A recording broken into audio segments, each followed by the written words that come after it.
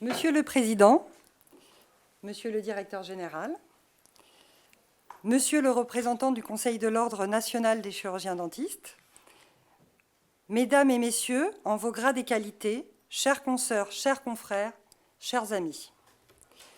C'est un très grand honneur pour moi de vous accueillir toutes et tous ici dans les locaux de l'URPS des chirurgiens-dentistes de la région Île-de-France pour cette matinée débat portant sur les thèmes des soins dentaires face au désengagement de l'assurance maladie. Pourquoi avoir choisi ce thème, me direz-vous? Certainement par lucidité. Nous assistons à une dégradation de nos finances publiques. Nos déficits budgétaires sont structurels et la dette de la France atteindra cette année les 3 300 milliards d'euros. Nos comptes sociaux sont dans une situation tout aussi inquiétante. En fin d'année 2024, la Cour des comptes publiait un rapport sur la situation financière de la sécurité sociale, dans laquelle elle estimait que, pour la période 2026-2028, la trajectoire des déficits n'était pas soutenable et que le déficit atteindrait 19,9 milliards d'euros en 2028. Cette trajectoire conduit à une impasse quant au financement des futurs déficits à combler et à une fragilisation de la sécurité sociale. Alors, quelles mesures pourraient contribuer à enrayer cette dégradation, à la stabiliser et ou à redresser nos comptes sociaux? Il en existe plusieurs et elles sont toutes plus ou moins connues. Mais nous pensons inévitablement à celle qui consiste pour l'assurance maladie obligatoire à se désengager de la prise en charge de certains risques. D'ailleurs, en 2023, le ticket modérateur est passé de 30 à 40% en matière de prise en charge des soins bucco-dentaires. Cette décision a constitué une première alerte qui, associée à la dégradation structurelle de nos comptes sociaux, nous a conduit à nous poser la question de l'avenir des soins dentaires face au désengagement de l'assurance maladie obligatoire. Alors cette trajectoire est-elle inéluctable? Devons-nous nous y résoudre? En nos qualités respectives, il est de notre responsabilité et de notre devoir de se poser les questions. Ce devoir, nous l'avons à l'égard de nos patients, mais aussi de nos 45 000 chirurgiens-dentistes. Toutes et tous sont inquiets du devenir de notre système de santé et de notre système de protection sociale.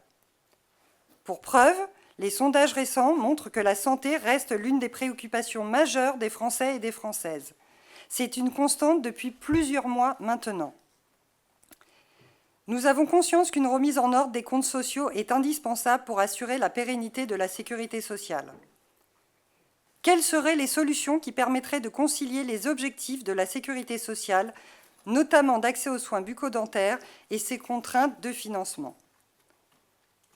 C'est pour appréhender toutes ces questions que cette matinée débat a été imaginée. Bien entendu, sans polémique et sans procès. Ce n'est pas le lieu aux URPS. Alors, qu'attendons-nous de cette matinée débat?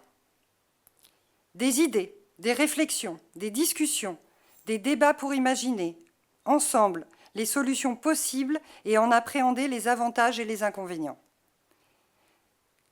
Que votre parole soit entièrement libre. L'exercice est complexe et certainement ambitieux. Mais relevons ce défi qui consiste à trouver des solutions équilibrées et justes entre les patients, les chirurgiens-dentistes et les financeurs, pour préserver un égal accès à des soins bucco-dentaires de qualité. Enfin, je voudrais redire, Monsieur le Président, Monsieur le Directeur général, Mesdames et Messieurs, la fierté qui est la nôtre, la mienne, de vous avoir parmi nous aujourd'hui pour débattre de ces questions. Je vous remercie infiniment pour votre présence. Elle exprime un engagement fort de votre part et une préoccupation partagée pour l'avenir des soins bucco-dentaires. Faisons en sorte d'accompagner au mieux les changements à venir et bâtissons ensemble notre système de santé de demain. Je vous remercie à tous. Philippe Leduc, je vous cède la parole pour animer nos travaux. Je vous remercie de votre présence.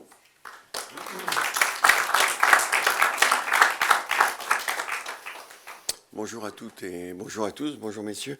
Donc je suis Philippe Leduc, je suis médecin journaliste et j'anime un think tank, le think tank économie santé, dans le cadre du groupe Les Échos, et puis des débats mensuels dans le cadre des contrepoints de la santé. Alors la présidente a bien présenter le sujet. C'est un sujet de forte actualité. On se souvient que début décembre, le mois dernier, le gouvernement Barnier a été renversé sur le PLFSS sous prétexte d'une baisse, d'une augmentation du ticket modérateur sur les consultations et les médicaments. Donc on est au cœur d'une problématique importante et on s'aperçoit qu'on est aujourd'hui quand même globalement sur l'assurance maladie, sur le système de santé, sûrement un moment de bascule, hein, parce que comme a dit la présidente, les perspectives, il n'y a pas de perspective d'amélioration du déficit de la Sécu ni de l'assurance maladie jusqu'en 2028. Donc il va falloir trouver des solutions. Donc ce matin, il y aura deux débats. Un premier débat avec le directeur qui représente l'assurance maladie et puis le président de l'UNOCAM. Et puis ensuite, il y aura un débat politique pour voir un peu comment les politiques réagissent à cette problématique. Alors, Albert Lottmann, vous êtes directeur général de la CEPAM de l'Essonne et directeur coordonnateur de la gestion du risque en Île-de-France. Et alors, ce qui est très intéressant, c'est que vous avez été auparavant le patron de la mutualité française. Donc vous avez une vue, on va dire, à 180 degrés ou à 360. Vous avez été auparavant directeur d'assurance retraite et de la santé du travail Nord-Est. Et puis vous avez été aussi conseiller en charge du financement, de l'anticipation et de la prévention de la perte d'autonomie au cabinet de la ministre Michel Delaunay de 2013 à 2014. Marc Leclerc, vous êtes polytechnicien, c'est bien ça? On va être prudent, là. On va être prudent. Vous êtes donc le président de l'Union des complémentaires santé, l'UNOCAM, depuis septembre 2021, donc un peu plus de 3 ans et demi, un peu moins de 3 ans et demi. Vous avez été vice-président de la mutualité française jusqu'à 2023 et vous êtes président, dirigeant effectif, comme on dit, de la mutuelle UNEO depuis janvier 2021 et vous étiez avant le premier vice-président d'UNEO. Donc vous êtes jusqu'au cou dans les complémentaires santé et vous êtes aussi vice-président de la Banque française mutualiste depuis janvier 2021. Alors messieurs, vous allez nous planter un peu le décor, vous allez nous donner votre point de vue sur le thème, c'est les soins dentaires. Alors on fera sûrement des allers-retours entre les soins dentaires et puis la problématique globale de l'assurance maladie obligatoire et complémentaire. Y a-t-il donc un désengagement de l'assurance maladie ? Alors, ce qui serait peut-être pas mal, c'est que vous nous rappeliez aujourd'hui qui rembourse quoi dans le dentaire, sachant que les complémentaires sont depuis toujours le financeur majoritaire. Que faut-il penser de l'augmentation du ticket modérateur de 30 à 40% en 2023 ? Est-ce que c'est un coup comme ça ou est-ce que on voit une tendance et les pouvoirs publics, à l'époque, quand ils ont présenté cette augmentation du ticket modérateur, ils se sont dit on va augmenter la prévention. Donc on a l'impression qu'ils essayaient de mélanger un peu les gens en disant on va augmenter la prévention, on va augmenter le ticket modérateur.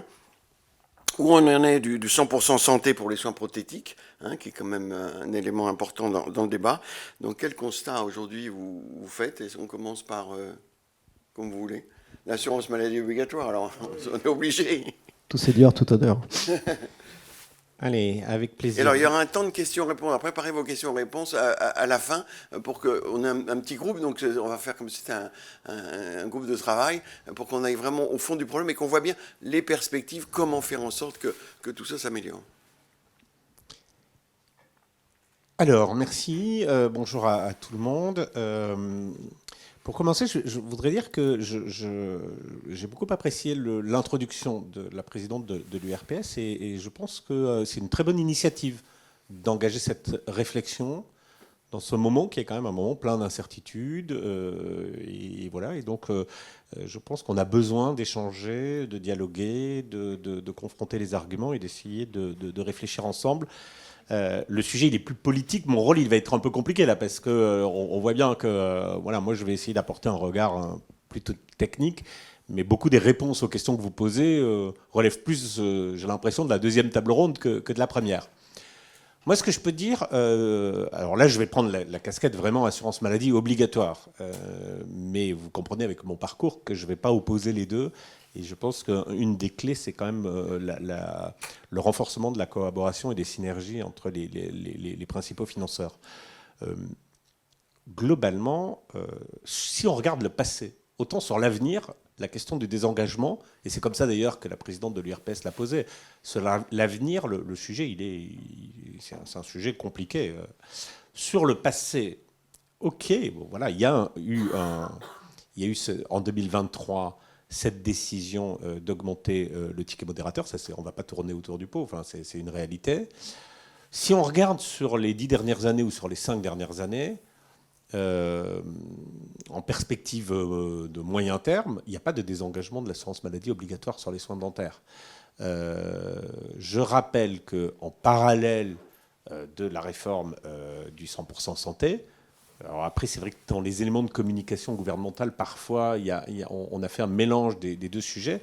Il y avait l'augmentation de la prise en charge d'un panier de soins, notamment d'un panier de soins prothétiques, en contrepartie de l'engagement de la profession de tarifs opposables sur des actes de soins qui étaient auparavant à honoraires non régulés. C'était ça le deal central, quelque part, qui a été négocié dans le cadre d'ailleurs d'une négociation conventionnelle, ce qui n'est pas forcément le cas du 100% santé sur d'autres professions. Et je pense que du coup, cette négociation a été utile et a permis de faire quelque chose qui a marqué un énorme progrès d'accès aux soins dentaires, en tout cas aux soins prothétiques, et permet à la France d'être quand même, quand on regarde par rapport aux autres pays de l'OCDE, un des pays, si ce n'est le pays, où la prise en charge des soins dentaires, y compris les soins prothétiques de base, en tout cas la couronne métallo-céramique, alors après on peut penser ce qu'on veut de savoir si c'est l'avenir du soin, mais en tout cas on est le pays qui prend en charge dans les meilleures conditions ce panier de soins qui correspond au panier de soins du 100% santé, et des situations de renoncement aux soins que tous les chirurgiens dentistes nous disaient constater dans leur cabinet, avec des bouches extrêmement dégradées par renoncement de soins, par incapacité à financer. Le panier de soins ou le plan de soins qui était proposé par le chirurgien dentiste était vraiment abandonné à leur sort et sans solution. Avec potentiellement des conséquences sur l'ensemble de la santé de la personne. Enfin voilà, donc pour moi, la réforme du 100% santé, c'est une réforme de l'accès aux soins. Et de ce point de vue-là, sur le dentaire, je crois qu'on peut faire le constat collectif qu'on a beaucoup amélioré les choses et qu'on est arrivé à un niveau, à la fois par la mobilisation des moyens de l'assurance maladie obligatoire et surtout des complémentaires, qui a quand même été un progrès considérable. Donc, désengagement, on va y venir, mais enfin, il faut d'abord se remettre en perspective qu'on a fait des progrès considérables sur les 10 dernières années. Quand on regarde la part de la MO sur la prise en charge des soins dentaires, elle est plutôt stable sur longue période. Voilà, donc il y a évidemment en 2023-2024 un décrochage lié à l'augmentation du ticket modérateur, mais on retrouve le niveau qui était celui d'il y a 10 ans à peu près. Donc globalement, on n'est pas sur un désengagement de l'assurance maladie obligatoire. Et je rajoute qu'en parallèle de ce 100% santé sur le panier de soins prothétiques, il y a eu une revalorisation très importante des soins conservateurs, insuffisante probablement, parce que les soins conservateurs en France étaient historiquement, c'est l'équilibre sur lequel on s'est construit, sous-financés. Et quand on compare la situation française, pour le coup, avec la situation des autres pays européens, on voit bien qu'on avait construit un modèle économique des cabinets dentaires où les 2 tiers du temps et de l'activité étaient des soins conservateurs et les 2 tiers des revenus étaient liés aux soins prothétiques. Et il y avait un déséquilibre, y compris qui pouvait induire des choix d'options thérapeutiques qui étaient en décalage avec ce que le consensus veut comme politique de rémunération. On a revalorisé les soins conservateurs, et dans cette revalorisation des soins conservateurs, c'est l'assurance maladie obligatoire qui a pris une part forte. Voilà. Et donc, moi, je ne disconviens pas que cette question du ticket modérateur, là, pose une vraie question. C'est est-ce que c'est le début d'un désengagement ou pas ? Je n'ai pas la réponse, parce que ça, c'est pour le coup des choix politiques. Et je ne disconviens pas non plus que la situation de financement de l'assurance maladie obligatoire, elle est dans un état très préoccupant, avec une population qui vieillit. et avec un progrès technique qui fait que les coûts sont de plus en plus élevés. Plus une transition épidémiologique avec une explosion des pathologies chroniques, plus la conséquence de la qualité de notre système de santé, de la qualité des soins en France, qui fait que beaucoup de pathologies qui étaient mortelles ou non curables deviennent des pathologies chroniques. Enfin, il y a un ensemble de choses qui sont à la base des bonnes nouvelles. Enfin, si la crise de notre système de santé, c'est quand même la rançon de son efficacité. Dans une période de déprime collective très forte, je crois qu'il faut quand même rappeler ça. Mais n'empêche que les défis qui sont devant nous sont énormes. Donc voilà, pas de désengagement sur le passé. Je ne crois pas qu'on puisse dire qu'aujourd'hui, on assiste à un désengagement. En revanche, au contraire, une amélioration considérable par la combinaison des deux financeurs de la prise en charge des soins dentaires, voilà, et qui fait que, même si la profession, elle ne le ressent pas comme ça, l'augmentation du volume des actes plus l'augmentation de la solvabilisation des patients fait qu'on a vécu des années là, on sort d'une période qui a été une période quand même, je pense, très favorable dans le financement par la collectivité des soins dentaires. Alors, Marc Leclerc, vous partagez ce point de vue, puis après on rentrera un peu plus dans les choses. Alors, compte tenu de nos parcours, vous l'avez compris, on n'aura pas forcément des analyses radicalement différentes. On va essayer de vous pousser un petit peu dans franchement. Oui, mais je voudrais peut-être finalement commencer mon propos par souligner les différences entre ce qu'est le système de l'AMO et ce qu'est le système des complémentaires, essayer de faire un petit peu de pédagogie sur ce que nous sommes et sur ce que nous ne sommes pas. Hein. Donc moi, ici, je représente l'UNOCAM. L'UNOCAM s'est écrit il y a 20 ans, hein, c'est un bel anniversaire, pour représenter les organismes complémentaires d'une voie unique dans les négociations conventionnelles. Voilà, ça, c'est vraiment le rôle de l'UNOCAM. Alors, les organismes, c'est quelque chose d'assez divers.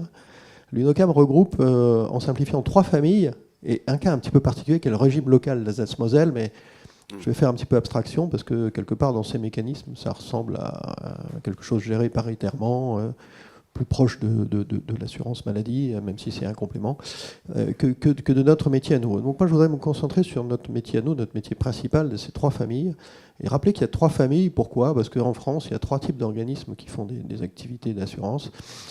Les institutions de prévoyance, les mutuelles 45, que connaît bien Albert, et les sociétés d'assurance. La plupart d'entre elles, d'ailleurs, sont des organismes non lucratifs. Je fais cette parenthèse. Une grande partie d'entre elles, sauf les sociétés d'assurance qui sont privées à capitaux, sont des organismes non lucratifs. En tout cas, ce qui les rejoint tous, et ce que je voudrais souligner, c'est que nous sommes des assureurs.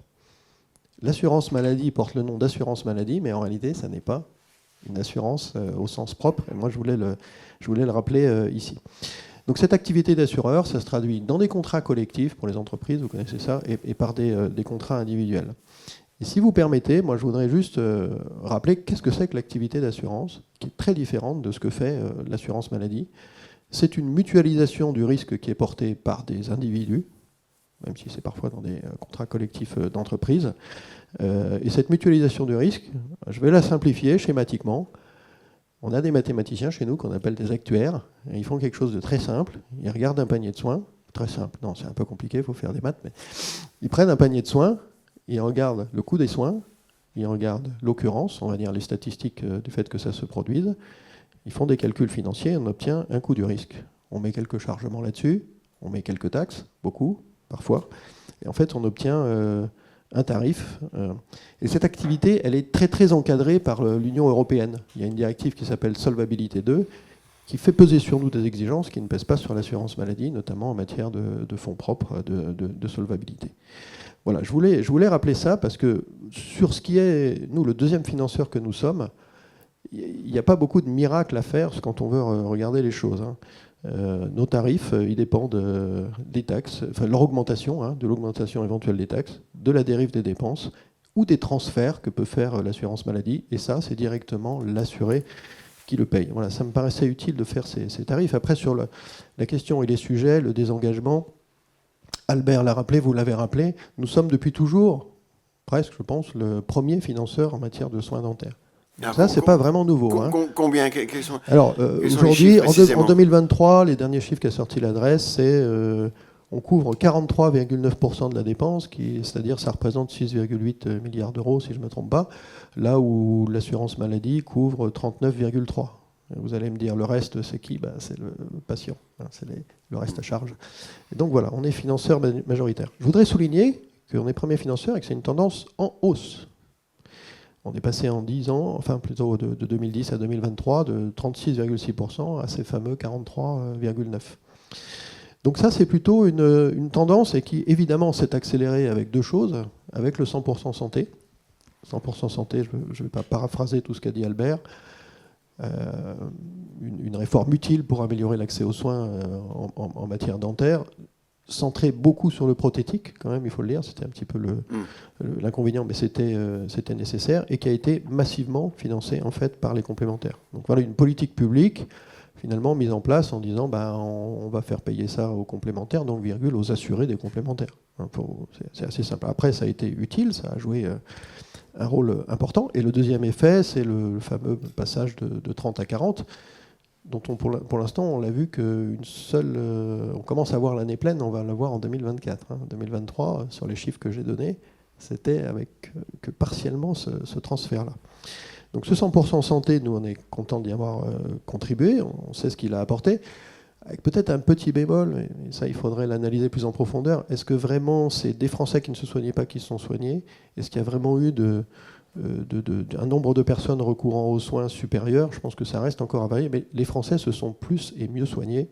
Et je pense que ça, c'est une bonne chose. Donc l'essentiel de la réforme a été porté par les OCAM. C'est ça, plus 17% de recours aux prothèses? Alors, moi, je peux vous le donner sous l'angle de l'amélioration du reste à charge. Le reste à charge aujourd'hui, en gros, 16,6%. En 10 ans, il a baissé de 12,8 points, dont 6 qui serait dû à ce 100% santé. Donc c'est vraiment... Après, il y a un effet rattrapage toujours, quand on augmente les taux de remboursement. Voilà, pour des gens qui étaient dans le renoncement aux soins, on avait connu ça avec la CMU à l'époque, les premières années, il y a un effet rattrapage, donc il faudra un peu de recul pour voir l'impact de façon pérenne. Alors, autre petite précision... Marc, juste sur les chiffres que vous nous avez donnés, donc de 36,6 à 43,9, c'est ça? Oui. Ça montre bien qu'il y a un désengagement de l'assurance maladie obligatoire. Alors, est-ce qu'on peut le voir comme ça? Parce que non, justement, c'est ce que... vous payez plus et... Moi, je rejoins un peu Albert. C'est le reste à charge qui a baissé. Je rejoins un peu Albert. Financement. Je ne parlerai pas de désengagement, je parlerai moins de désengagement de la Sécu que d'engagement supplémentaire des complémentaires santé. Oui, mais alors, est-ce que c'est vraiment le reste à charge? Alors, effectivement, le passage de 30 à 40, il faut rappeler le contexte dans lequel il est arrivé. À l'époque, le PLFSS prévoyait des transferts. Bon, il y a une théorie des transferts qui a été une déformation de la dépense entre complémentaire santé et assurance maladie. On a beaucoup de débats sur ce sujet parce qu'on n'est pas d'accord avec les arguments servis. Mais enfin, au bout d'un moment, on a dit, voilà, il faut transférer de la charge vers les complémentaires santé, ce qui, si je reviens à mon introduction, vous l'avez compris, augmente mécaniquement les tarifs.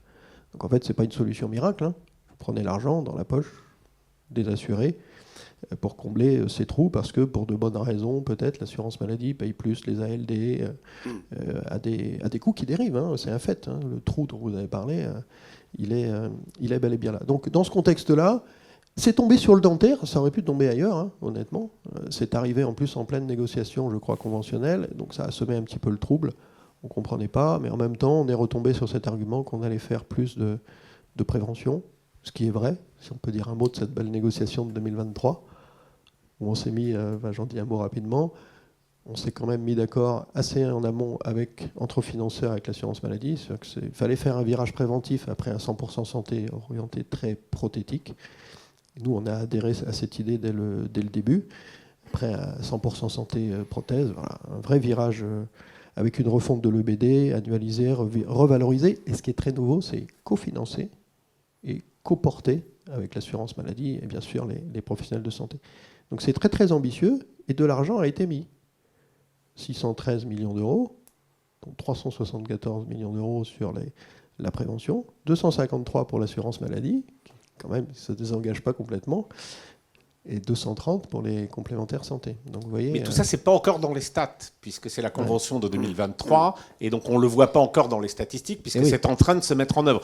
Donc c'est vrai que l'effet augmentation du ticket modérateur, là on le voit, c'est assez brutal, puisque ça s'est fait fin 2023, donc c'est sur les comptes de l'année 2024, alors que la mise en œuvre de la nouvelle convention, avec l'amélioration d'un certain nombre de remboursements, notamment sur des actes de prévention, on le verra de façon plus progressive.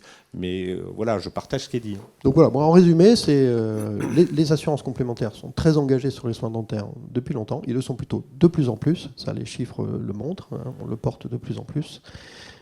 Dans le champ conventionnel, évidemment, et le cas échéant, hors conventionnel, puisqu'on peut rembourser des choses et des soins complémentaires. Donc pour vous, il n'y a pas de désengagement de l'assurance maladie, mais il y a un surengagement de l'assurance maladie complémentaire. C'est un peu le paradoxe. Oui, mais bien sûr, il y a cet effet 30-40 qui, pour tout le monde, a été perçu comme un désengagement. Moi, je suis comme Albert. Je ne sais pas si c'est une tendance lourde ou qui irait vers un décroisement des soins, comme on en parle parfois, c'est-à-dire finalement, l'AMC s'occuperait de tout le dentaire, de tout l'optique ou de je ne sais pas quoi. On n'en est pas là, et moi, je ne sais pas dire, c'est plus aux politiques de le dire. Aujourd'hui, on a plutôt, nous, pris une plus grosse part des soins là-dessus, c'est factuel. Et l'assurance maladie continue quand même à proposer des programmes ambitieux et à construire, avec l'ensemble des acteurs, des programmes ambitieux de prévention. Aujourd'hui, on en est là. Hein. Si on prend la part État et assurance maladie, parce que ce qui fausse les statistiques, c'est qu'il y a eu en 2020 un transfert on va dire, sur la C2S de l'accès aux soins dentaires d'un certain nombre de publics précaires.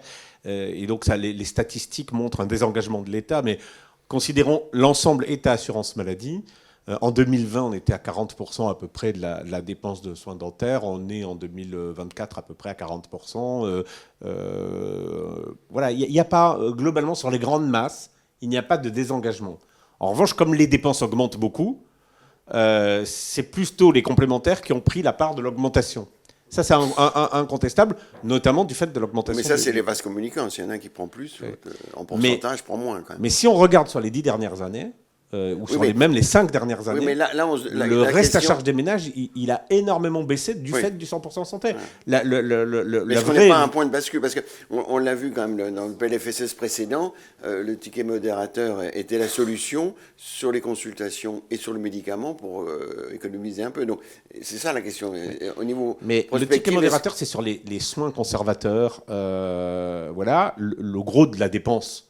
Quand on va chez le chirurgien dentiste, c'est quand on a des soins prothétiques. Oui. On ne parle pas des mêmes volumes là. Et donc quand on fait le 100% santé sur les soins prothétiques, ou par l'effet combiné, c'est pas que la Sécu, hein, c'est surtout les complémentaires, mais par l'effet combiné du contrat responsable et du cofinancement, on n'a quasiment pas de reste à charge.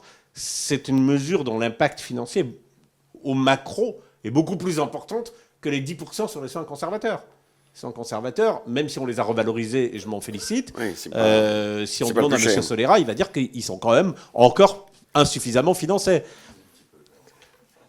Donc, et on le voit quand on compare avec l'Allemagne, avec d'autres pays, on a des tarifs de soins conservateurs en France qui restent un peu en deçà de ce qui se fait ailleurs. D'accord. Alors, Marc Leguet, est-ce que l'objectif des complémentaires santé, c'est d'accroître sa part ? Alors, on a vu toujours, si on prend le PLFSS de l'automne dernier, que quand le ticket modérateur devait augmenter de 30 à 40% sur les consultations et sur le médicament, la mutualité des complémentaires santé n'était pas du tout ravie. Disant, on va augmenter nos tarifs, il risque d'y avoir un... Ils préfèrent quand les taxes augmentent. Oui, parce que, au passage, rappelons quand même que ce qui a fait le plus augmenter les complémentaires santé ces 20 dernières années, ce sont les taxes. Oui, parce que...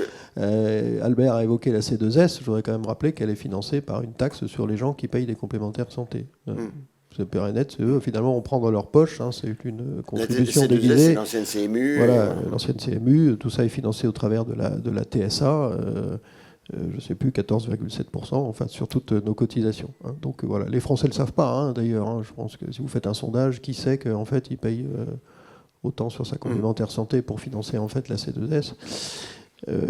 Voilà, ça c'est peut-être un sujet politique. Il y a peut-être aussi un manque de transparence et de compréhension des Français même sur leur propre système et comment il fonctionne. C'est un peu compliqué, mais on n'essaye pas de le rendre plus simple. Hein. Mais est-ce que l'objectif des complémentaires santé, c'est d'accroître sa part oui, moi je le dirais pas comme ça. Non, mais je le dirais pas comme ça. Alors, vous pouvez toujours avoir de regard. Si vous êtes un entrepreneur, je vous ai rappelé qu'on était des assureurs, on pourrait dire, vous pouvez vous féliciter que la masse assurable augmente. Vous allez dire, ça va faire. Bon, sauf qu'à la fin, on a aussi intérêt, comme tout le monde, un équilibre global pour que tout ça se soit finançable et que les Français puissent massivement accéder à des complémentaires santé. Donc c'est un équilibre. Si vous le regardez sous l'angle, ah bah ça me fait du chiffre à faire en plus, vous vous frottez les mains, mais si vous regardez sous l'angle, ça rend, entre guillemets, le produit que je propose de moins en moins finançable, notamment pour certaines catégories, c'est pas bon non plus. Donc il n'y a pas de volonté ou de plan d'aller prendre ce que fait l'assurance maladie ou pas. Il y a une répartition historique sur un certain nombre de domaines. Il y en a 3 hein, où nous sommes majoritaires. Hein, c'est l'optique, le dentaire et l'audioprothèse. Voilà, il n'y a pas un plan là-dessus. Il y a parfois des réflexions. On a dit, est-ce qu'il faudrait décroiser plus clairement, dire clairement que ça c'est du complémentaire, ça ne l'est pas. Je ne sais pas quelle est la position de l'assurance maladie là-dessus. Je ne peux pas affirmer qu'on ait une position définitive sur ces sujets-là. Mais non, je ne dirais pas que nous avons un plan, nous, pour prendre de plus en plus de décroiser, ce qui serait logique quelque part. Ou pas, parce que la santé bucco-dentaire, ça fait partie de la santé tout court. Hein. Enfin, ça, c'est plutôt la position de l'assurance maladie. Mais voilà... Non, nous, on pense que... Décroiser, ça veut dire que vous prenez 100% sur certains... Oui, ce qu'on appelle décroiser, voilà. C'est ça. C'est dire il y a des soins qui sont pris en charge par l'AMO, et puis plutôt complètement, et puis il y en aurait qui seraient pris en charge par l'assurance santé. Ça a été évoqué dans notamment le rapport HCAM. Hein, il y avait plein de scénarios, ça faisait partie des scénarios possibles. Dont cela. Oui. Donc, moi, je n'ai pas ici de position officielle pour dire on veut ça ou on veut pas ça. De toute façon, il y a beaucoup de réflexions sur ces sujets. Mais on n'en est pas, enfin, factuellement, on n'en est pas là en France. Et juste ce signe 30-40 ne doit pas forcément être perçu comme nous courons vers un décroisement. Je ne sais pas si l'histoire s'écrira comme ça. Peut-être la deuxième table ronde aura des idées là-dessus, politiques. Mais nous, à un moment donné, on applique la réglementation telle qu'elle est, et on fait notre métier en complément de l'assurance maladie. Et je voudrais rappeler, il est très différent. Et c'est complémentaire, on ne fait pas la même chose, on a une relation de proximité avec nos adhérents. On veut, nous, jouer un rôle en matière de prévention. On estime que c'est utile, à la fois au travers des contrats collectifs et puis même des contrats individuels, en complément de ce que fait l'assurance maladie. Et les professionnels de santé, qui eux aussi sont des acteurs de la prévention, évidemment. Donc non, ça ne relève pas d'une volonté construite, écrite, où on s'est réunis dans un bureau en disant on va en prendre le plus possible sur le dentaire, c'est notre stratégie. D'ailleurs, le 100% santé n'est pas arrivé comme ça, soyons honnêtes. Hein, il n'est pas arrivé par les complémentaires santé qui disent tiens, je vais mettre le paquet sur la prothèse. Mais c'est plutôt une idée un peu politique. Et puis ensemble, on a adhéré, on a construit quelque chose qui a produit ses effets, mais qui était aussi un peu centré que sur le curatif. Mais justement, l'UNOCAM, vous l'avez dit, a été créé dans la réforme de l'assurance maladie de 2004, il y a 20 ans. Mais le pouvoir de l'assurance maladie, au même moment, a été renforcé, celui du directeur général. Est-ce qu'à l'UNOCAM, vous avez un vrai pouvoir? Vous venez de le dire, sur le 100% pensé, on y pense. C'est pas nous qui l'avons initié, mais enfin, on s'est mis là. C'est une bonne question. D'abord, on est content d'être reconnu comme partenaire conventionnel. On pense que c'est notre juste place ici. Alors, le pouvoir, il y a beaucoup de pouvoirs réglementaires, il y a évidemment il y a un pouvoir d'influence, il y a aussi la relation que nous avons avec nos assurés. Mais il faut reconnaître que dans notre pays, beaucoup de choses sont verticalisées par la loi et la réglementation. Le contrat responsable a été évoqué. Il y a des réflexions d'ailleurs là-dessus qu'on pousse, nous les complémentaires, en disant qu'il faut peut-être un petit peu relâcher certaines zones, donner plus de liberté sur ce qu'on rembourse ou ce qu'on ne rembourse pas, pour que nos patients s'y retrouvent. Enfin, nos patients, pardon, pas nos patients, nos assurés. Par exemple s'y retrouvent. Oui, par exemple, il y a des choses où vous devriez avoir globalement, qu'il y ait moins de remboursements qui soient imposés au travers du contrat responsable, qu'on ait plus de liberté là-dessus. Alors, je ne vais pas rentrer dans le détail des propositions qui ont été faites. Hein. Il y en a qui ont été poussées, pas forcément les mêmes par les différentes fédérations. Donc, comme je travaille pour toutes les fédérations, je ne peux pas prendre parti sur ce sujet-là. Il peut y avoir des nuances entre familles d'assureurs sur ce qu'il faut faire ou pas faire, mais on est tous plus ou moins d'accord pour revoir le contrat responsable qui est un carcan peut-être un petit peu excessif aujourd'hui, qui a son intérêt, mais il faut laisser plus de liberté dans la construction de nos contrats. Moi, ce que je voulais dire, c'est l'important, c'est un peu ce que la présidente nous invitait à faire tout à l'heure, c'est un peu de prospective. Parce que le sujet du tuyau et effectivement, le thème du désengagement, c'est bien, ça c'est un thème un peu polémique et donc ça suscite un intérêt. Mais bien sûr, il y a des choix de financement et voilà, je ne dis pas que le tuyau n'est pas le plus important. Mais par rapport à une évolution des besoins de soins, une évolution des besoins de financement, au-delà de qui paye et par quel canal le financement arrive, c'est aussi la soutenabilité de la dépense. Et, voilà. Et moi, je pense, donc, on parlait de prévention. On a essayé ensemble, UNOCAM et Assurance Maladie, avec la profession, de mettre l'accent sur la convention donc 2023 sur la prévention. Et clairement, il y a peu de sujets, de façon aussi évidente qu'en matière de soins dentaires, où la prévention est vraiment un levier puissant pour maîtriser le tendanciel de la dépense. C'est vrai d'une manière générale, on a intérêt au virage préventif. Il y a des sujets de médecine sur lesquels ça sera très long, très compliqué pour que ça produise des effets, et l'impact sur l'évolution des dépenses est parfois incertain. Mais en matière de soins dentaires, je pense, sous le contrôle, mais ils pourront me contredire tout à l'heure, des professionnels, on voit bien que là, ça a vraiment du sens. Et ça peut produire des résultats à court terme.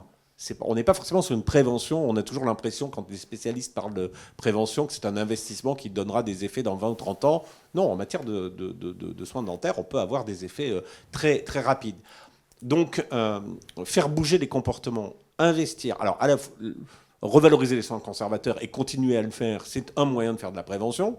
Parce que chaque fois qu'on peut essayer d'avoir une médecine qui soit pas mutilante et qui permet de sauver des dents, je pense que ça a quand même du sens. C'est déjà la première étape de la prévention. Et ensuite, changer les comportements, voilà. Et notamment, on a une grosse action dans cette convention pour développer les programmes de prévention sur la cible des enfants, des adolescents, etc. C'est vraiment quelque chose qui est important, sur lequel, vous l'avez dit, on a apporté des financements nouveaux. Et vraiment, je crois que... Mais est-ce que vous, justement, sur la prévention, qui est un sujet majeur, et c'est un peu l'ère arlésienne aujourd'hui, alors pas peut-être dans le dentaire, parce que l'assurance maladie a fait pas mal de choses sur la prévention, mais est-ce que vous travaillez ensemble ? Alors, je vais apporter peut-être une toute petite nuance. D'abord, moi, je suis d'accord avec l'importance de ce virage dentaire. Et il faut se féliciter que ce soit dans le domaine dentaire qu'on ait fait cet exemple de vrai virage préventif. Franchement, cette convention, je crois qu'il faut s'en féliciter. Là où je suis un tout petit peu plus prudent, c'est que, certes, c'est peut-être pas dans 20-30 ans, il faut pas, le résultat, il ne sera pas immédiat. Et d'ailleurs, je voudrais rappeler que quand on a mis le 100% santé en place, on nous a dit, mais tout ça, ça ne vous coûtera rien, parce qu'en réalité... à la fin de l'histoire, il y aura aussi un rééquilibrage vers les soins conservateurs par rapport à prothétique. Vous allez vous y retrouver. Bon, évidemment, ça, c'est pas du tout produit. La réalité, c'est que cette réforme a coûté beaucoup plus cher aux complémentaires santé. Il faut attendre un petit peu. Prévu. Non, mais moi, je suis le premier à l'admettre que ce n'est pas d'un claquement de doigts. D'ailleurs, la profession nous a dit attendez, quand les gens ont les dents pourries, il faut les soigner. C'est bien beau de dire qu'il faut faire des soins. Bon, voilà, il faut les soigner. Et on a entendu ça, il fallait faire cet effort. Mais je vais insister là-dessus pour dire que ce n'est pas tout de suite qu'on a eu les bénéfices d'un investissement, d'autant plus qu'on a d'abord mis le paquet d'argent sur les prothèses. Mais cette convention, c'est un exemple qu'on trouve, nous, excellent. Parce que dès le début, on s'est mis d'accord, on pense qu'on a un rôle complémentaire à jouer. Ce programme, il va être coporté. Alors coporté, ça veut dire quoi ? Ça veut dire que nous, on va aussi contribuer dans notre relation de proximité avec les adhérents. Mon rêve, de temps en temps, j'ai dit I have a dream, c'est qu'ensemble, professionnels, nous et AMO, on arrive à un taux de recours au programme qui soit très supérieur à celui de MTDAN, enfin au moins supérieur à celui du MTDAN précédent. I have a dream. Et MTDAN, progressivement. MTDAN, c'est combien aujourd'hui, Albert ? Mais j'ai plus le chiffre non plus, 30, mais il est relativement. 30% à 6 ans. 30% à 6 ans, 14% à. Voilà. Et donc on voit que c'est pas satisfaisant parce qu'on ne peut pas faire un virage préventif avec des taux de recours de ce type-là. Et notre conviction, c'est que c'est plutôt en s'y mettant tous les trois ensemble, qu'en cloisonnant, quand je dis tous les trois, c'est avec les professionnels de santé, qu'en cloisonnant les choses, en disant la prévention c'est moi ou la prévention c'est lui, jouons cette carte jusqu'au bout. Alors, elle emporte ses contraintes, je vais en faire sourire certains. Oui, il faut mettre du tiers payant en place pour le BD. Oui, il faut que ça marche, on fera tous des efforts pour ça. Mais regardons quand même loin, est-ce que ça devrait apporter. Je crois qu'on va démontrer que c'est un bon exemple. Alors, le résultat ne va pas être immédiat, c'est peut-être pas dans 5 ans qu'on a une génération sans carie, mais franchement, c'est ce qu'il faut faire. Parce que c'est un des rares leviers pour maîtriser la dépense. Après, En fait, on peut dire que ces chiffres sont insuffisants, mais si on avait les mêmes résultats sur l'obésité des adolescents, on serait hyper content. Oui. Hein Oui, c'est toujours le verre à moitié plein, le verre à moitié vide. Mais alors, Voilà, si on- c'est compliqué la prévention de toute façon. Si Mais on fait de la honnêtement, on est plutôt quand même pas mal. Hein.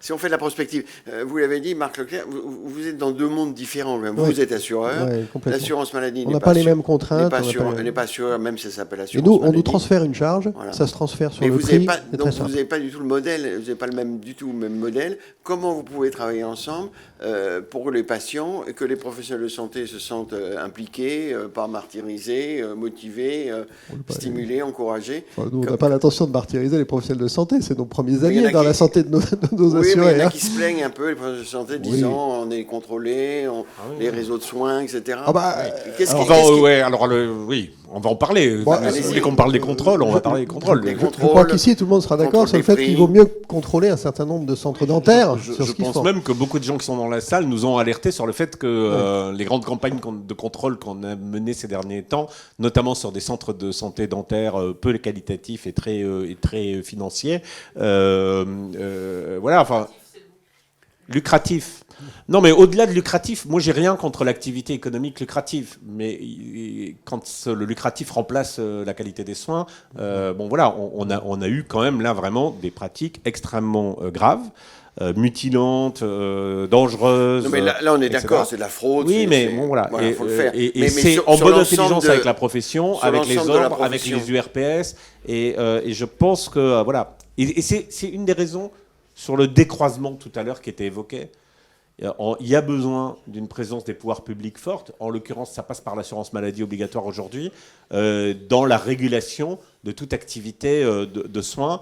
Et je pense que c'est une des... Et on a besoin d'une collaboration forte Voilà, c'est ça. pour lutter contre la fraude. Et ça fait partie des axes Ensemble. de progrès. Et pas chacun dans son coin. Oui, oui, ça, Et c'est- on Alors, puisse partager les données. Là. On est en train de Voilà, travailler. alors, On est alors, en train de oui, travailler. sur les données de santé, c'est un Il y a sujet un chaud petit aussi. sujet d'organisation des Oui. complémentaires aussi, parce que quand vous avez 400 complémentaires, c'est compliqué pour coordonner tout ça. Donc, mais on est en train de le faire à travers les systèmes d'information.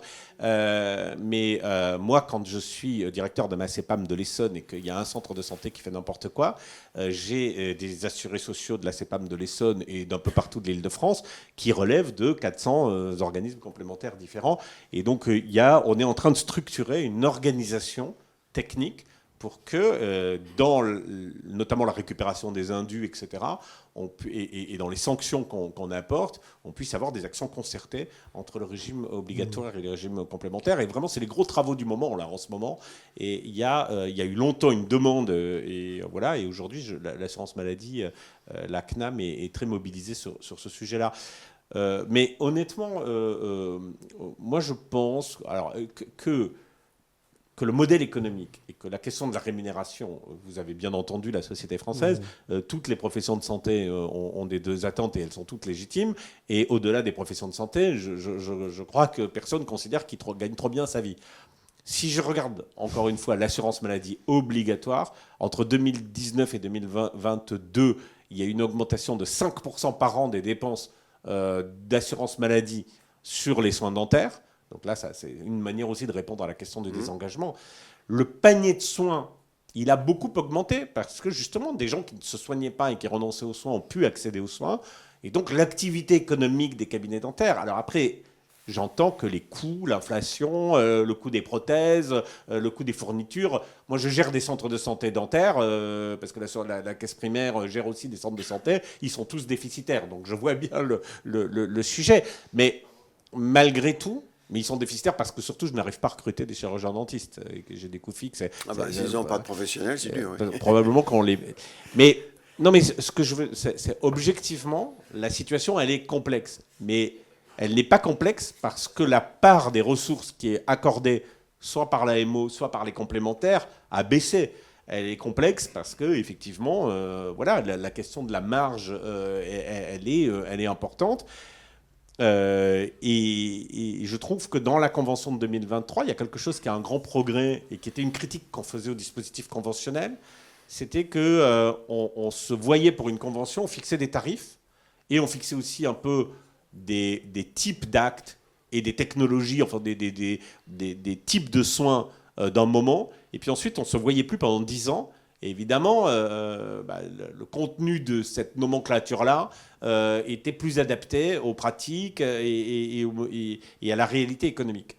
Là, on s'est revus, on revoit les choses plus régulièrement. On a revalorisé un certain nombre de plafonds, notamment sur les tarifs plafonds de prise en charge du 100% santé. On a quelque chose qui est plus réactif, et il faut qu'on continue à avoir cette attention-là. Voilà, mais la question, je pense qu'elle est... Le modèle économique aujourd'hui, il suscite des questions.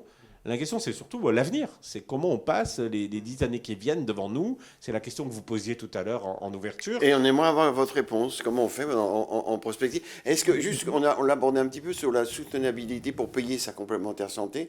Est-ce que vous ne pensez pas qu'à un moment, les jeunes, les chômeurs et les plus vieux auront plus les moyens de payer leur complémentaire santé? Ça, c'est les trois catégories Déjà, ça a été rappelé, il y a des mécanismes en France qui permettent de compenser. La C2S, elle a aussi vocation à intervenir dans ce domaine-là. Donc, il n'y a pas un risque pour vous à ce niveau-là. C'est un sujet tarte à la crème, c'est surtout la complémentaire santé des seniors qui risque qui pose une difficulté. Raison pour laquelle on est attentif, nous aussi, à ce qu'on ne déverse pas en permanence des coûts sur l'assurance santé où on rajoute une taxe. À la fin, c'est eux qui payent. C'est assez simple. J'ai essayé de rappeler mon modèle de comment fonctionne une assurance tout à l'heure, exactement pour ça. Il faut être conscient de ça. Donc quand on essaie de trouver des solutions politiques en disant mais au fond c'est simple, il n'y a qu'à faire payer aux complémentaires, on imagine mais ça c'est une vraie tendance de fond. Il y a une espèce de tas d'or dans lequel on peut taper. Comment vous opposez à cette tendance de fond? Parce que la ministre, Madame Vautrin, comme elle n'a pas pu augmenter le ticket modérateur, vous allez m'emmener sur un terrain glissant là, je sens. Elle va taxer les complémentaires santé. Quel est votre argument pour dire que ça n'a pas de sens? Ce que vous disiez un peu à l'instant. C'est pas forcément le sujet du dentaire aujourd'hui. Non, mais on voit bien la tendance. Oui, on voit bien la tendance, c'est-à-dire qu'on a l'impression qu'il y a des solutions faciles. Moi, je ne connais pas exactement la teneur de ce que propose Madame Vautrin. Elle a avancé un argument qui était qu'on aurait d'avance mis dans nos augmentations un transfert qui ne va pas se faire, donc elle va reprendre l'argent. Alors c'est le prémisse qui pose question, vu de ma fenêtre. Est-ce que vraiment toutes les complémentaires santé ont intégré ça dans leurs tarifs? Moi, je peux vous dire que c'est pas vrai. Je peux vous le dire. Ça dépend de tellement de choses, contrat collectif, pas pas très contrat collectif. comme démarche, on va dire. Donc ça paraît un petit peu curieux de dire qu'on va faire un transfert et puis après de dire comme je ne le fais pas, je reprends dans les augmentations. Honnêtement, c'est bon. Les politiques commenteront peut-être ça tout à l'heure. Moi, c'est pas mon sugai. Je trouve que c'est pas la bonne solution. Au niveau prospectif, comment faire en sorte que ce soit mieux pour le patient, mieux pour le professionnel de santé, une meilleure synergie entre l'AMO et l'AMC? C'est ça le sujet, en fait. Alors, moi, je crois à l'intérêt de cette articulation entre l'AMO et l'AMC. On a des champs un peu différents, complémentaires. Il faut effectivement sans doute pas que l'assurance maladie se désengage partout. Par contre, qu'on ait un rôle accru, nous, pour aller vers la prévention, aller vers nos adhérents, pour changer ces taux de recours, effectivement, à ces dispositifs de prévention, tout ça, ça prendra du temps. Modèle économique, moi je suis d'accord avec Albert. Question un peu évidente, je vais le caricaturer, mais ça ne va pas aider au virage préventif si économiquement pour un professionnel, ça n'a rien à voir les revenus quand on fait du prothétique ou quand on fait des soins conservateurs. Alors, je sais bien que la conscience professionnelle fait que, etc., mais quand même, ça ne va pas aider.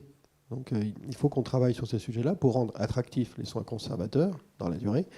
Et puis pour travailler à l'encadrement des coûts, éviter toutes les dérives et éviter les fraudes, évidemment. Donc travailler la main dans la main avec l'assurance maladie sur ces sujets, c'est à mon avis évidemment ce qu'il faut faire à l'avenir. L'exemple que je prenais tout à l'heure sur un certain nombre de centres qui se sont signalés ces dernières années dans une logique très financière, très lucrative, comme on disait tout à l'heure, et qui ont multiplié des actes inutiles, des actes fictifs. Est-ce que c'est limité ou est-ce que ça représente une masse importante? Les deux. Les deux, en C'est-à-dire général. que c'est limité, mais s'il n'y avait pas eu une action concertée de la profession, des ordres, enfin de l'ordre national et des ordres régionaux, et de l'assurance maladie, pour mettre un grand coup d'arrêt à travers des contrôles, des déconventionnements, des sanctions pénales, en tout cas des dépôts de plaintes qui sont actuellement en train d'être instruites, on aurait pu avoir quelque chose qui devenait un peu industriel. Et pourquoi je donne cet exemple-là? Parce que, malgré tout, ça n'est pas la solution miracle, mais éviter les soins inutiles qui sont pas pertinents, et qui mobilise par ailleurs du temps de chirurgien-dentiste qu'on ne trouve pas par ailleurs sur un certain nombre de territoires pour accéder aux soins, etc. Il y a quelque chose qui est un peu systémique et qui est, en termes de pertinence de la dépense, en tout cas, un des leviers d'action.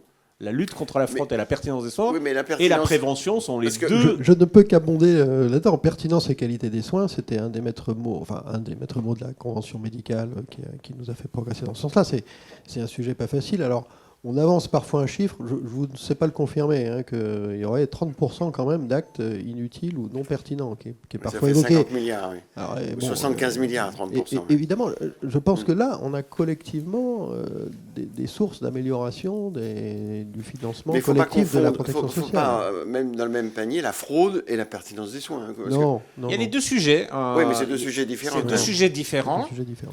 Mais dans les Alors, centres sur la de santé pertinence des dentaire soins, comment qui, faire en sorte- qui Oui. posaient problème, on avait les deux sujets.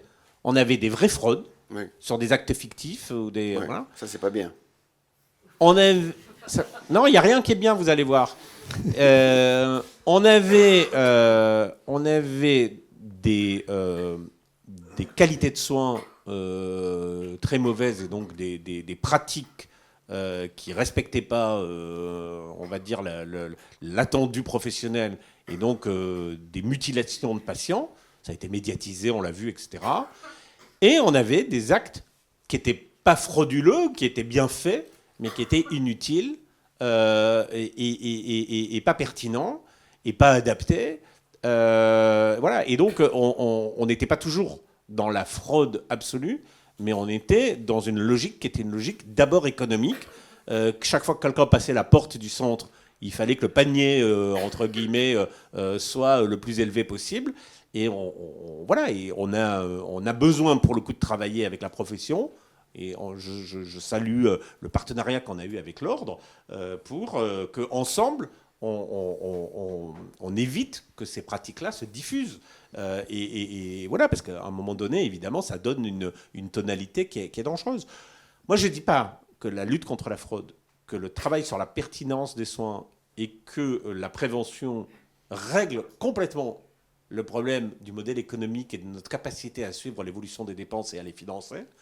Mais dans le contexte des finances publiques aujourd'hui, on a une obligation, assurance maladie complémentaire et la profession organisée, les syndicats et les ordres, à travailler ensemble sur ces axes-là, parce qu'on a un intérêt collectif à essayer de préserver le système. C'est plus le travail de l'AMO que l'AMC. L'AMC, vous n'avez pas beaucoup de levier là-dessus. Sur la pertinence et qualité des soins, alors on peut quand même en avoir. On peut nous essayer, d'où la liberté sur le contrat responsable, de dire il y a des soins plus ou moins pertinents à rembourser, mais ça fait partie de la liberté tarifaire. Mais moi, je crois que c'est un travail vraiment collectif.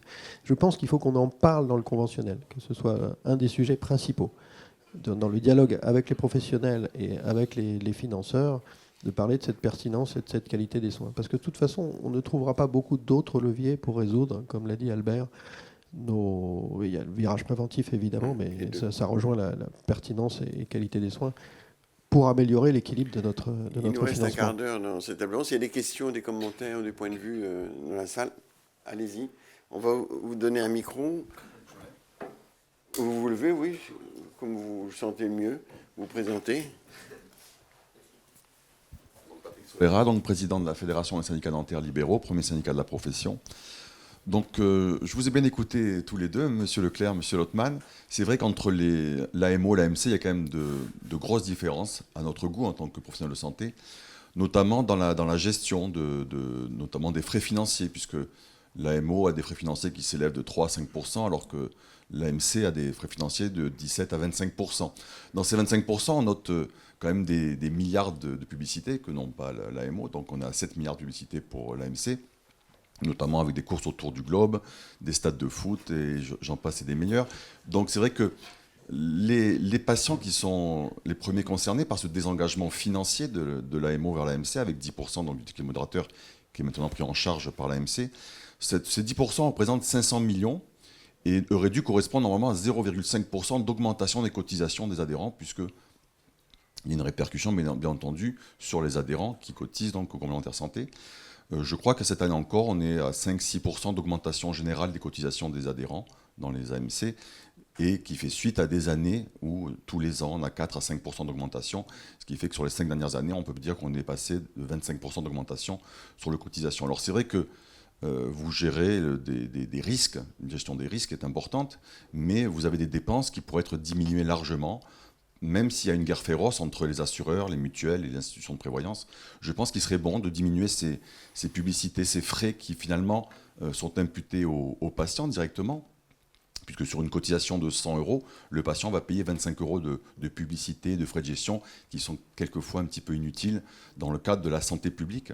Donc notre discours à nous, professionnels de santé, c'est de vous dire il y a des moyens de faire diminuer les cotisations, même si les taxes augmentent, même si vous avez un transfert de 10% du ticket modérateur. Mais le plus important pour nous aujourd'hui, c'est de vous dire, à tous les deux, hein, en tant que professionnels de santé, c'est que nous, le désengagement, il est plutôt du côté éthique, du côté ordinal, c'est-à-dire du côté déontologique de la chose. C'est-à-dire que, vous savez, on a un code de déontologie qui repose sur 4 piliers fondamentaux. Ces 4 piliers, je vais les énumérer, et pour être confirmé par mon confrère qui est à côté, Dr Baranès, qui est président du CDO 75, ces 4 piliers, c'est le premier, c'est la liberté de choix du praticien. Or, cette liberté de choix du praticien, les complémentaires santé, depuis quelques années, ont mis en place des réseaux de soins qui incitent les patients à aller dans leur réseau et d'être soignés par des partenaires, des dentistes, opticiens et autres partenaires des réseaux, donc quelque part en leur expliquant qu'ils seront mieux remboursés, puisque la loi Leroy a permis des remboursements différenciés si le patient allait dans ces réseaux de soins. Donc comment expliquer que la liberté de choix du praticien est respectée si on explique au patient qu'il sera mieux remboursé s'il va être soigné chez un autre praticien? Il n'a plus la liberté de choisir. Vous aurez 1 heure pour répondre. Le deuxième point qui est important, c'est la liberté des honoraires du praticien. Aujourd'hui, la liberté des honoraires est mise à mal par des plafonds qui, quelquefois, sont en dessous du réel coût du plateau technique. Donc, il faudrait vraiment que vous pensiez à ce que on ne peut pas diminuer les honoraires d'un praticien et espérer que la qualité des soins vont être meilleure et espérer que la modernité des soins qui devrait être normalement prodiguée à chaque patient va être meilleure si on diminue, si on plafonne les honoraires des praticiens. Donc nous, on est pour des honoraires avec tact et mesure, bien entendu, mais une liberté sur certains actes qui aujourd'hui ne permettent pas au praticien de payer le coût de son plateau.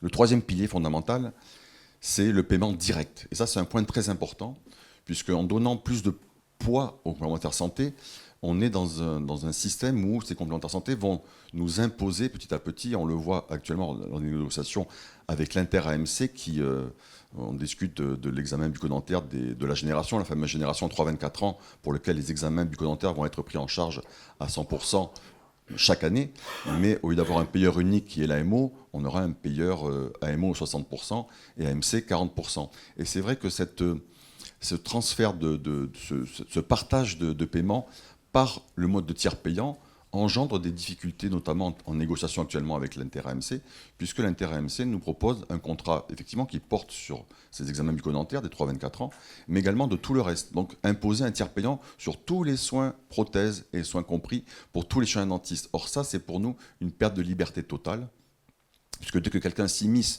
dans la relation, dans le colloque singulier que nous avons avec le patient, pour nous, c'est une perte de chance pour le patient, car nous protégeons ce lien qui nous lie à nos patients, et nous ne voulons pas qu'une tierce personne vienne s'immiscer dans cette relation. Et le tiers payant, en fait, alors ça, on ne comprend pas trop depuis des années, Puisque le tiers payant, même pour les complémentaires santé, c'est un réel problème, puisque dans les centres mutualistes, ils ont du temps administratif qui a explosé avec la gestion de ce tiers payant, et donc le temps médical des assistantes, qui sont normalement formées pour être au fauteuil avec le praticien, elles passent leur temps à faire des papiers pour gérer le tiers payant et récupérer des sommes à droite à gauche, comme les pharmaciens qui depuis des années ont même des gens spécialisés dans leur pharmacie pour gérer tous les impayés de tiers payants. Et en plus, je vais vous dire, et vous ne pouvez pas me contredire, monsieur Lottmann, c'est que... Jamais. Le tiers payant est l'arme principale des fraudeurs. Parce que les principales fraudes aujourd'hui sont sur les patients C2S, dans toutes les régions, dans toutes les grandes villes de France. Les praticiens qui ont une population, on va dire, très portée sur très C2S, très anciennement CMU, on a remarqué que les fraudes les plus importantes, c'est ces praticiens-là. Donc nous, c'est vrai, ça, sur ce point précis. Donc, c'est sur les centres dentaires qui pratiquent le tiers payant à 100%. Juste sur ce point précis. Enfin, et corrélation, encore une fois, association n'est pas corrélation. Hein, c'est-à-dire que faire un lien entre les deux, si les gens sont des fraudes, je dis que le tiers payant est l'arme principale des fraudeurs. Ils seront des margoulins avec ou sans tiers payant. Attention, il y a des journalistes dans la salle, il faut faire attention à ce qu'on dit. Je maintiens ce que je dis. L'arme principale des fraudeurs est le tiers payant. Moi, ce que je peux vous répondre de façon moins plaisante pour la profession que ce que vous l'avez exprimé, mais qui dit la même chose, c'est que quand il n'y a pas de tiers payant, il y a une forme de contrôle à travers le versement du patient de la réalité de l'acte pratiqué par le professionnel de santé, et que ce contrôle social, quelque part, par le patient, effectivement, a tendance à éviter des généralisations un peu industrielles de production de fausses facturations. Et c'est vrai que les grandes fraudes dont je parlais tout à l'heure, les plus évidentes en réseau, qui ont été démantelées ou qui sont en train d'être démantelées en ce moment par les actions de contrôle de l'assurance maladie, ciblent d'abord effectivement l'AME ou la C2S, des populations sur lesquelles il y a du tiers payant à 100% généralisé et automatique. Et on facture à l'assurance maladie, on a facturé en masse des actes qui n'étaient pas faits, avec des patients qu'on n'avait même pas vus parfois, parce que effectivement, le tiers payant permet d'effacer complètement la présence même du patient. Donc vous n'avez pas tort de ce point de vue-là. Ça ne veut pas dire que c'est le problème, c'est le tiers payant. Ça veut dire en l'occurrence qu'il y a des professionnels de santé peu rigoureux qui ont profité du système pour frauder, mais ce n'est pas la faute du tiers payant en lui-même. Non, voilà. Mais pourquoi généraliser quelque chose qui, notamment, est une arme pour justement ces fraudeurs? C'est quand même leur donner... oui, ça facilite l'accès aux soins, paraît-il, le tiers payant. Quand c'est payeur unique à 100% MO, il y a moins de soucis. Après, honnêtement, je ne veux pas parler, moi, pour le... Je vais laisser On va laisser la... surtout les complémentaires santé. Personne ne vous oblige, je crois, à faire du tiers payant. Pour l'instant. Non, personne ne vous oblige à faire du tiers payant. On est dans un pays libre et vous pouvez... Pour le BD, ça va être quand même... Pour le BD, oui, mais pas pour le reste. Parce que ce que M. Solera dit, c'est le contrat qu'on veut nous faire signer, au lieu d'être que sur le BD, il nous oblige à faire du tiers payant sur tout. En fait, l'examen bucco-dentaire, c'est la fameuse mesure, la révolution préventive, entre guillemets, alors c'est les grands mots, mais en tout cas, c'est vraiment l'idée d'améliorer le financement de cet examen bucco-dentaire pour la génération 3-24 ans. Chaque année, il sera mieux payé, il devient annuel. Et en plus, les soins conservateurs qui seraient faits dans le cadre des suites de cet examen sont rémunérés avec une augmentation de 30% dans la convention, ce qui est un acte fort en direction de la prévention. Je suis d'accord, tout à fait. Et c'est pour ça qu'on veut se limiter au tiers payant de ces actes-là et au BBD, et non pas avoir en annexe qu'on nous refourgue une espèce de cheval de Troie de tiers payant généraliste. Vous ne serez jamais obligé pour le reste. Mais le tiers payant obligatoire, ça a été évoqué plusieurs fois par plusieurs ministres, mais c'est un autre sujet. Dernier point, juste le dernier point. Le quatrième point, c'était le secret médical, et c'est très important. C'est que le secret médical est un pilier fondamental. Et je pense qu'aujourd'hui, il est mis à mal par des dentistes consultants qui font partie des complémentaires santé, parce que ces dentistes consultants s'abrogent le rôle d'un dentiste conseil. Le dentiste conseil a tous les droits de contrôler un praticien, notamment en cas de suspicion de fraude, mais un dentiste consultant n'a aucun pouvoir décisionnel de pouvoir décider si tel ou tel praticien doit justifier des soins particuliers. Il doit juste, en cas de suspicion de fraude, demander si les traitements ont été réalisés, demander des factures détaillées. Là, on est dans le cadre de quand un praticien fait un devis à un patient, le patient envoie le devis à sa mutuelle et le dentiste consultant demande si le traitement est justifié. Et là, on dépasse le rôle du dentiste consultant. Alors que vous l'accepteriez de l'AMO, Tout à fait. mais pas de Il y avait l'AMC. l'AMO, il y avait l'entente préalable à une époque, on acceptait Marc volontiers. Leclerc, vous avez plein de questions. Bon, non, mais comme j'ai pas 2 heures pour répondre, je vais être assez expéditif. Non. Bon, les frais de gestion, c'est un sujet qui revient tout le temps. Qu'est-ce que j'ai envie de vous dire là-dessus? D'abord, un petit calcul simple. C'est-à-dire qu'il faut relativiser tout ça quand on les compare à l'assurance maladie. Si on rapporte tout à une base 100 sur une dépense, hein, c'est 80% l'assurance maladie, je vais dire pour faire simple, 4% de frais de gestion, 4 x 8, 32, 3,2%. Hein, vous prenez les complémentaires, 13,13%, 20% de frais de gestion, ça fait 2,6%. Donc en fait, on coûte moins, nous, en matière de frais de gestion, globalement, si vous rapportez tout ça à la dépense globale. Parce que ce n'est pas plus compliqué de rembourser 80% que de rembourser 13,7%. Si vous inversez complètement le ticket modérateur, vous allez dire c'est un scandale, ils ont 20% de frais de gestion et nous, on n'a que 3,5%. Donc voilà, il faut relativiser ça. Bon, les histoires de courses du monde et de bateaux, pardon, tout le monde ne fait pas ça, moi je ne finance pas ça. Et par ailleurs, en général, les assureurs qui font ça, ils ont bien d'autres activités que la complémentaire santé. Donc ils vivent dans un monde, ma foi, ce sont des entrepreneurs, comme vous pouvez l'être aussi. Et donc, vraiment focaliser sur cette question-là, comme si c'était le problème du financement des soins en France, je vous assure, c'est une plaisanterie. En plus, si vous regardez les rapports réguliers faits, y compris par l'administration, les frais de gestion sont plutôt tendance à la compression en matière de complémentaire santé. Alors certes, on pourrait toujours dire que ça doit aller plus vite, etc. Mais c'est le bain concurrentiel qui fait ça, et c'est la chasse au coût. Nous, on n'a aucun intérêt à faire dériver des frais de gestion. Les frais de gestion, c'est des dépenses. Il n'y a pas d'entrepreneur qui a envie d'entretenir des dépenses qui ne servent à rien. Donc il existe une vraie pression là-dessus. Sincèrement, je vais vous dire, cette histoire de frais de gestion, c'est un distracteur des problèmes de financement de la sécurité sociale. Après, on pourrait toujours dire si les complémentaires n'existaient pas, il n'y aurait pas de frais de gestion. Très bien, mais c'est 100% santé. Bon, le problème, c'est que c'est 100% pas comme sécu ça plutôt, et que c'est pas prêt d'être comme ça et que nous, on joue notre rôle, on a des salariés à payer, on a des problématiques d'entreprise et quand vous rapportez tout ça à une masse assurable, comparable, vous vous dites, mais en fait, il n'y a pas spécialement de scandale là-dedans. Nous, on entretient une relation de proximité aussi avec nos adhérents, c'est notre force, et on fait des choses, on fait de la prévention, et quand on fait de la prévention, par exemple, ça tombe dans les frais de gestion. Bah, vous voyez, c'est un paradoxe. Alors, on parle du Vendée Globe, mais on ne parle pas de la prévention. Je ne suis pas sûr que l'un coûte beaucoup plus cher que l'autre. Et puis, ça dépend tellement des assureurs que mettre tout ça dans le lot du même panier, parce que vous voyez un nom d'assureur qui fait beaucoup d'autres choses que de la complémentaire santé sur un bateau, je pense que c'est pas raisonnable. La liberté tarifaire, vous l'avez évoqué rapidement. Moi, je voudrais juste vous dire simplement que j'entends tout ça. Nous, on aimerait aussi avoir la liberté contractuelle, de mettre ce qu'on veut dans nos contrats. Sauf que globalement, il faut qu'on accepte que si on veut un système de santé qui soit équilibré, eh bien oui, il faut discuter des tarifs, il faut discuter de la solvabilisation, il faut discuter de la du contexte dans lequel on fait une solvabilisation AMO, AMC, et donc des contrôles qui vont avec aussi en matière de fraude, de pertinence et de qualité des soins. Ça, je pense que c'est un sine qua non dans un système qui se veut financer des dépenses et les solvabiliser pour les patients et les mutualiser. Ça emporte un certain nombre de contraintes. La liberté tarifaire ne peut pas être infinie et puis on va solvabiliser tout ça. Les contrôles doivent être présents. Enfin, j'y vais un petit peu à la serpe, hein, mais comme voilà, vous avez mais justement sur les contrôles, est-ce que les dentistes consultants qui contrôlent les prescriptions des chirurgiens dentistes, est-ce que c'est autorisé, pas autorisé ou... Alors moi je ne suis pas spécialement savant sur ce sujet, donc je ne vais pas m'aventurer, mais on a besoin, nous, d'avoir en tout cas des spécialistes conseils, oui, sur ne les serait-ce devis, que pour dialoguer intelligemment quand on fait nos travaux conventionnels. Et puis par ailleurs, oui, il y a des... c'est pas toujours le professionnel qui fraude, hein. Des fois c'est le patient, il faut faire des contrôles.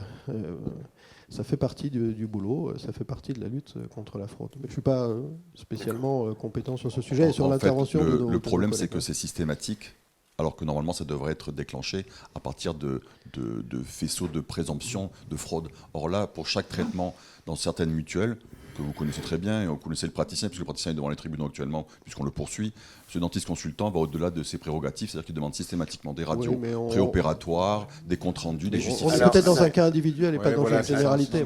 C'est pour expliquer vraiment en détail.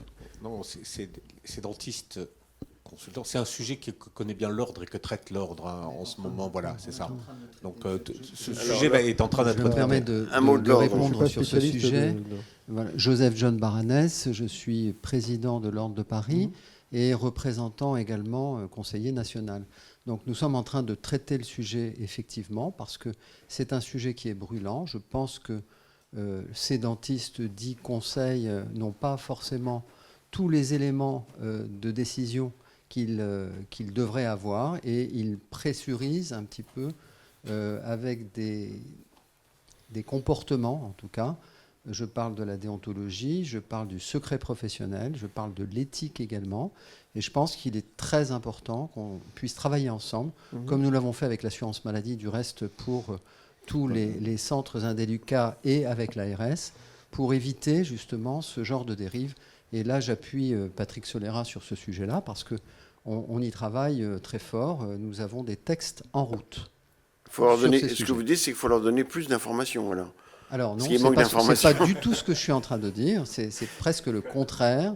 Je pense qu'il faut encadrer cette notion de conseil ou de praticien conseil. Et cet encadrement se ferait par des textes que nous sommes en train de mettre au point. Et je pense qu'on ne se basera que sur ces textes-là. Et qu'est-ce que fait l'AMO alors sur ces contrôles de devis?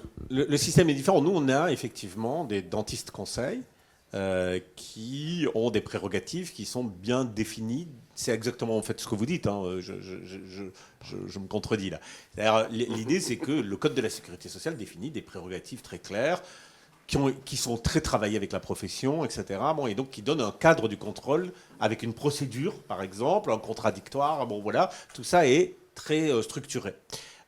Les dentistes conseils dont on parlait, dont M. Solera parle, c'est des dentistes libéraux qui ont leur propre activité, leur propre cabinet, leur patientèle, et qui vont, sur une partie de leur temps, travailler pour tel ou tel complémentaire, mais finalement très peu de complémentaires font ça. C'est pour ça qu'on ne peut pas généraliser par rapport à l'ensemble des complémentaires. C'est des collègues à vous. Et qui... Pas les meilleurs, hein.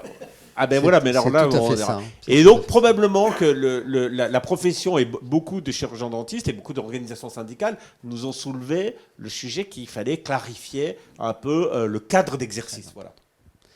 Je confirme tout ça. Oui, c'est un sujet que je connais. Je ne vais pas m'exprimer dessus parce que c'est un sujet que je ne connais pas bien personnellement, donc j'aurais peur de. Je pense qu'on est plus dans des cas particuliers à certains endroits à regarder que dans une. Ça se généralise. Ça se généralise de plus en plus et on est deux à le penser. Ouais. On va vous donner le micro, madame. Vous vous présenterez.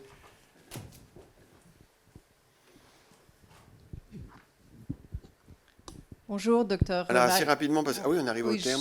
Je ne serai pas longue. Marie-Christine Barbotin, syndicat des femmes chirurgiens dentistes. Donc, je voulais vous remercier pour votre intervention et saluer celle du docteur Solera. Pour rebondir sur les dentistes consultants, la problématique, c'est qu'ils sont juges et parties, si je puis dire, puisqu'ils sont rémunérés par les mutuelles pour lesquelles ils interviennent. Donc... comme les médecins conseils, comme les chirurgiens dentistes conseils. Non, parce que les chirurgiens conseils, ils sont payés par la Sécu. Enfin, oui, c'est complètement par l'assurance maladie. Oui. Non, la problématique n'est absolument pas la même. Le 100%, le désengagement, le passage aux 60%, c'est peut-être en partie comblé par les complémentaires. Il est quand même à noter que les patients qui n'ont pas de complémentaires, eux, subissent quand même la perte de 10% du remboursement, alors que c'était déjà compliqué pour eux. D'accord. Alors, on va prendre la deuxième question au commentaire de monsieur, et puis après, vous répondrez et vous conclurez, parce qu'on va passer à la deuxième. Patrick Lussica, je préside la Compagnie nationale des experts judiciaires en odontostomatologie. Je voudrais soutenir le point de vue du président Baranès.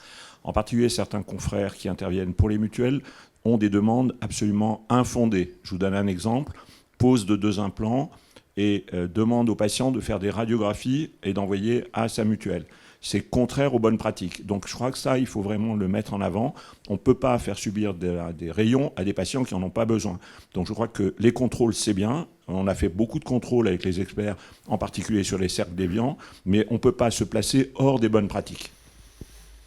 Voilà. Alors, d'autres... non, Madame la Présidente, vous vouliez dire un mot? Non. D'autres commentaires ou questions? Vous voulez poser une question? Ça peut être une transition pour le débat politique, en tout cas. Ah non, c'est moi qui fais la transition. Non, allez-y. Allez, non, je plaisante. Allez-y. C'est toujours bien quand on fait le travail des autres. Oui. Non, Olivier Lafarge, je suis président du Comidan qui représente l'ensemble des fabricants et des distributeurs en chirurgie dentaire.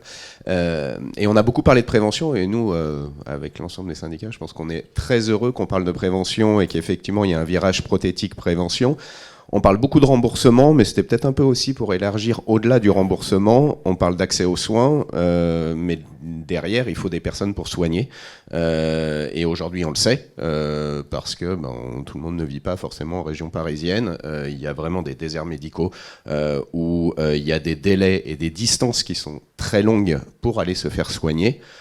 Et il y avait dans la loi, en tout cas, quelque chose qui avait été voté, qui allait dans ce sens-là, qui était l'AD2. Aujourd'hui, c'est la délégation de tâches, en tout cas aujourd'hui, a été mis un peu de côté. Et comme nous arrivons à un débat politique, ça pourrait être intéressant, en tout cas aussi, qu'on axe aussi pour avancer. Il n'y aura pas que les remboursements, il y aura aussi la capacité aux chirurgiens dentistes d'être encadrés pour accueillir et faire plus de prévention. D'accord. Alors, messieurs, réponses et conclusions. Comment faire en sorte qu'il y ait plus de prévention, plus de pertinence, plus de justes soins, moins de fraude, plus de collaboration? Parce qu'on est quand même, on est quand même à un moment clé quand même de l'histoire de l'assurance maladie, qui fête ses 80 ans, et des complémentaires santé. Quelle est votre vision dans les 5 années à venir? Moi, je laisserai le mot de la fin plutôt à l'assurance maladie, puisque finalement, on a commencé dans l'ordre inverse. Moi, je voudrais juste dire quelque chose très très simple pour conclure, c'est que oui, il faut qu'on s'attaque collectivement au problème de financement de notre système de soins. Et il faut le regarder avec des yeux lucides, sans stigmatisation, avec la réalité des choses, la réalité de ce que nous sommes, l'assurance maladie, et de ce que nous sommes, les complémentaires santé, dans nos métiers. Oui, il faut arriver à faire des économies ou à augmenter les financements, parce que la réalité, c'est que les soins coûtent plus cher. La réalité, c'est que la population française vieillit, ça, on le sait. Donc on est confronté à des choix, c'est-à-dire soit on augmente les ressources consacrées à ça, il faut bien les trouver quelque part, soit on fait payer le patient, soit au travers de sa complémentaire santé, soit au travers de son reste à charge, soit on finit par augmenter les ressources de l'assurance maladie en essayant de trouver toutes les façons de le faire. Mais on ne peut pas faire l'autruche face à ça. Et vous vous souvenez, dans mon introduction, j'ai essayé de rappeler très simplement comment on fixait un tarif de complémentaire santé. Vous avez le coût des soins, faut travailler dessus, parfois l'encadrer, le discuter, le négocier. Mais nous, on est pour, en philosophie, une juste rémunération des professionnels de santé. Donc il ne faut pas non plus exagérer là-dessus. Puis il y a l'occurrence. Et l'occurrence, c'est le virage préventif, c'est la lutte contre la fraude, c'est tous ces sujets-là sur lesquels, deuxième message, une meilleure articulation AMO-AMC pour travailler sur pertinence et qualité des soins, on l'a dit, pour travailler dans la lutte contre la fraude, et puis pour construire avec les professionnels de santé les programmes les plus intelligents en matière de santé pour les Français. Et je voudrais souligner que la convention dentaire de 2003, nous estimons que c'est une belle convention et que c'est un très bon exemple, ce qu'il faut plutôt valoriser. Je crois qu'il faut surmonter nos difficultés, nos dialogues sur le tiers payant. Oui, il y a un petit enjeu là-dessus. Et puis, dernier point, oui, plus on fera, c'est aussi pour les politiques, de la vision pluriannuelle ensemble sur ces questions de financement et de système de protection sociale, mieux ce sera pour qu'on s'y retrouve, pour qu'on n'imagine pas, il y avait un titre provocateur, des engagements de l'assurance maladie, qu'en fait, de façon pluriannuelle, on aurait ou on n'aurait pas des engagements de l'assurance maladie. Une question prospective. Voilà. Albert Othman. Je ne vais pas dire grand-chose d'intelligent à ce stade du débat. Moi, je pense que le chirurgien dentiste est un professionnel de santé, qu'il y a des thématiques transversales et que c'est important que la qualité de la relation entre l'assurance maladie et l'ensemble des professionnels de santé est une condition de l'efficience du système. On a un gros enjeu, peut-être la prochaine crise sanitaire, elle tournera autour de l'antibiorésistance. On a besoin de travailler étroitement avec les chirurgiens dentistes sur l'antibiorésistance, comme on le fait avec les autres professionnels. Donc moi, je crois que la place de l'assurance maladie, ce n'est pas du tout le désengagement, c'est de continuer à avoir un haut niveau de coopération avec les chirurgiens dentistes. Sur le dispositif conventionnel, qui n'est pas la question après des taux de remboursement décidés par le Parlement, etc. Mais sur le dispositif conventionnel, il est très critiquable, mais c'est probablement le moins mauvais par rapport à tous les autres. J'ai été en Allemagne il n'y a pas longtemps dans le cadre d'un échange. Je peux vous dire que les chirurgiens dentistes allemands aimeraient bien être à la place des Français, que notre dispositif conventionnel, il n'est pas si mauvais. La prise en charge des soins dans le système public des assurances allemandes, assurances publiques de sécurité sociale, il n'y a quasiment aucune prise en charge des soins dentaires. Bon, voilà, donc globalement, notre système, il est perfectible. Il est compliqué, il nécessite des ajustements et des discussions qui sont toujours un peu riches, mais le résultat, quand on se parle et quand on négocie, et je crois qu'on l'a vu pour le coup sur le 100% santé, je parlais du 100% santé sur d'autres professions où ça s'est fait par réglementation qui venait du ministère par des décrets unilatéraux, on voit que ce n'est pas du tout la même philosophie et que quand il y a une discussion, même quand elle est compliquée, elle est toujours plus riche et elle permet un résultat qui est meilleur. Et objectivement, je crois que la Convention de 2023, même si elle était insuffisante par rapport aux revendications de la profession, c'est une très bonne convention qui justement met l'accent sur la prévention et que ça doit être vraiment notre priorité. Voilà un peu moi ce que je voulais dire, c'était l'attachement au dispositif conventionnel de l'assurance maladie. Et ensuite, effectivement, la pertinence de la deuxième table ronde, parce que je crois qu'effectivement, vous l'avez bien dit en introduction, la question au-delà du déremboursement du ticket modérateur et de la question des gens qui n'ont pas de complémentaire, vous avez raison, pour les gens qui n'ont pas de complémentaire, il n'y en a pas beaucoup, mais la question que vous posiez, c'est est-ce qu'il y en aura plus demain ? Notamment quand l'employeur ne prend pas en charge la moitié, etc. Bon, voilà, on peut se poser ce genre de questions. Et donc c'est vrai que la question de la soutenabilité financière, mais pas seulement du soin dentaire, de l'ensemble de notre système de santé, alors qu'il y a une demande de soins qui est très très forte, passe probablement par la prévention et par les sujets sur l'efficience, la pertinence. Et ça ne peut que se construire avec les différentes professions. Merci messieurs, merci. Donc pas de grand soir pour l'instant en tout cas. Madame la Présidente, vous voulez dire un mot ? Non ? Non, pas du tout. Pas Je du voulais tout, vous ça tombe remercier bien. chaleureusement de vos interventions. Voilà, le mot est dit alors. Donc nous allons avoir la suite avec nos députés et nos sénateurs. Voilà, merci.